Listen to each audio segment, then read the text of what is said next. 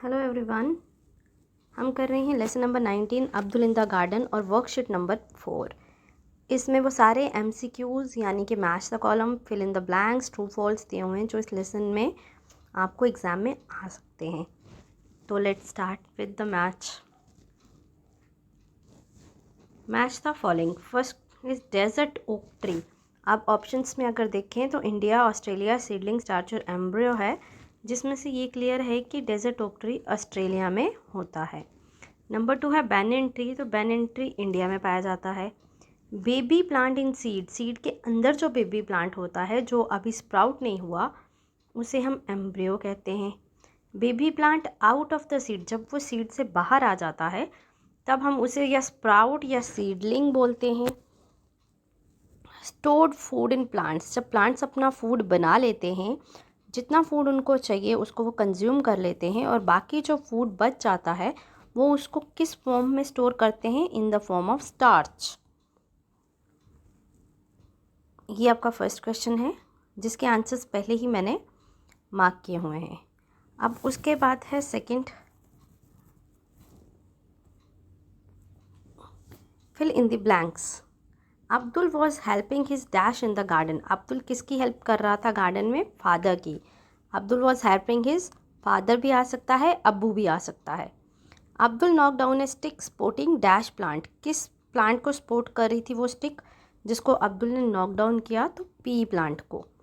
The pea plant has a dash stem. Pea plant की stem कैसी होती है? डेलिकेट यानी नाजुक। The broken part of the pea plant dried up. अब जो ब्रोकन पार्ट था पी प्लांट का वो सूख गया, क्योंकि because it was not able to take up, वो क्या नहीं ले पा रहा था? Water and minerals. कहाँ से? सॉइल से, जो उसे किसने देनी थी? रूट्स ने।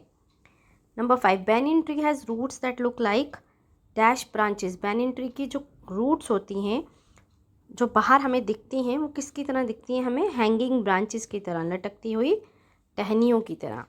Number 6, a tree stand erect. एक पेड़ सीधा खड़ा रहता है इवन इन स्ट्रॉन्ग विंड्स, बड़े बड़े तूफानों में भी, because it has strong root and strong stem, क्योंकि उसकी रूट्स और उसकी जो स्टेम होती हैं वो बहुत स्ट्रॉन्ग होती है। अब नेक्स्ट क्वेश्चन है ट्रू फॉल्स। तो ट्रू फॉल्स कहता है number 1, it is very easy to pull out the small grass. बहुत आसान है छोटी ग्रास को उखाड़ के बाहर निकालना।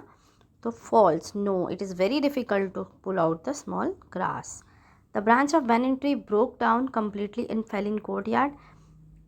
जो टहनी बैनियन ट्री की टूटी थी पूरी तरह से और आंगन में गिरी थी, क्या वो बैनियन ट्री की थी? नो, फॉल्स, क्योंकि वो नीम ट्री की थी, इसलिए ये फॉल्स में आता है। Some trees fall in strong wind. कुछ पेड़ जो हैं तेज़ हवाओं में गिर जाते हैं बिकॉज एज दे आर इधर ओल्ड और सिक, या तो वो बूढ़े होते हैं या बीमार होते हैं यानी वीक होते हैं। तो yes, this is true. We should cut trees. हमें पेड़ काटने चाहिए as they are not useful to us, क्योंकि वो हमारे किसी काम के नहीं हैं। तो ये गलत है, हमें पेड़ कभी नहीं काटने चाहिए, they are very useful to us. Roots of grass are very long, strong and wide spread. जो ग्रास की रूट्स होती हैं ये बहुत ही लंबी होती हैं, बहुत ज़्यादा वाइड स्प्रेड यानी ज़्यादा फैली हुई होती हैं और बहुत ही स्ट्रॉन्ग होती हैं। तो yes, there are laws against cutting trees. बहुत सारे ऐसे लॉज यानी कानून बने हैं पेड़ों को काटने के खिलाफ, ताकि यूज़लेस कटिंग ऑफ ट्रीज़ को अवॉइड यानी ख़त्म किया जा सके। तो येस, दिस इज़ ट्रू। तो ये आपके वर्कशीट नंबर 4 की एक्सप्लेनेशन थी। अब आपने इसको नोटबुक पे नोट डाउन करना है। That's all for today. Thank you. Have a nice